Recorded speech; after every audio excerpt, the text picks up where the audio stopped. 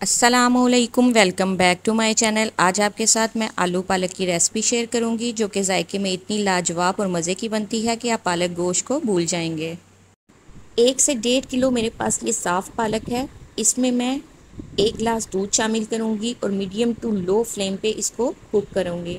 यहाँ पे मैंने पानी बिल्कुल भी शामिल नहीं किया, बल्कि पालक अपना आप पानी छोड़ेगी और जो दूध हमने शामिल किया है उसमें कुक करेंगे। यहाँ पे इसको कवर कर दिया था और तकरीबन 1 घंटे के इसको कुक किया था। यहाँ पे सेकंड स्टेप की तरफ आते हैं। कढ़ाई में 1/2 कप ऑयल शामिल करेंगे। जब ऑयल गर्म हो जाएगा तो इसमें एक मीडियम साइज़ का प्याज शामिल करेंगे और प्याज को हमने ज़्यादा कुक नहीं करना, बल्कि ये पिंक शेड की तरफ आएगा तो हम इसमें लहसुन अदरक की पेस्ट शामिल कर देंगे। 1 टेबलस्पून लहसुन और 1 टेबलस्पून अदरक की पेस्ट शामिल की है। इसे तब तक कुक करेंगे जब तक इसकी रॉ स्मेल ख़त्म ना हो जाए और इसका कलर गोल्डन ना हो जाए। 2 मीडियम साइज़ के टमाटर, उनको मैंने ब्लेंड कर लिया था, वो शामिल किया है जो कि 1 कप के बराबर है। 5 से 6 हरी मिर्चें वो शामिल करेंगे। 1 टीस्पून हल्दी, 1 टेबलस्पून धनिया पाउडर, 1 टेबलस्पून सुरख मिर्च और 1 टेबलस्पून नमक शामिल करेंगे। मसालों के साथ ही हम इसमें आलू शामिल कर देंगे। यहाँ पे मैंने 4 मीडियम साइज़ के आलू, उनको छील के पीसीज में कट कर लिया था, वो शामिल करेंगे और मिक्स करने के बाद इसे कवर कर देंगे ताकि टमाटर भी अच्छे से पक जाएं और आलू भी 80% तक कुक हो जाएं।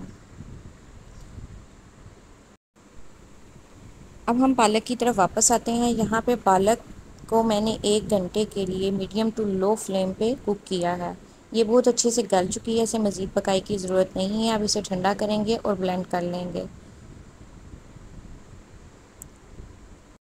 दरमियान में हम आलू भी चेक करते रहेंगे ताकि हमारा मसाला जल ना जाए, क्योंकि हमने इसमें कोई पानी ऐड नहीं किया था। ये टमाटरों के पानी में ही कुक होंगे।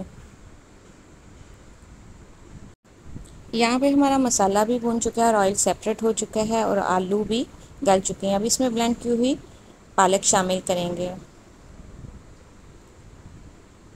पालक को हमेशा ठंडा करने के बाद ही ब्लेंड करें। यहाँ पे पालक को ज़्यादा पकाई की ज़रूरत नहीं है, पालक हमारी पूरी तरह कुक है। बस इसमें जो पानी है वो हम खुश करेंगे।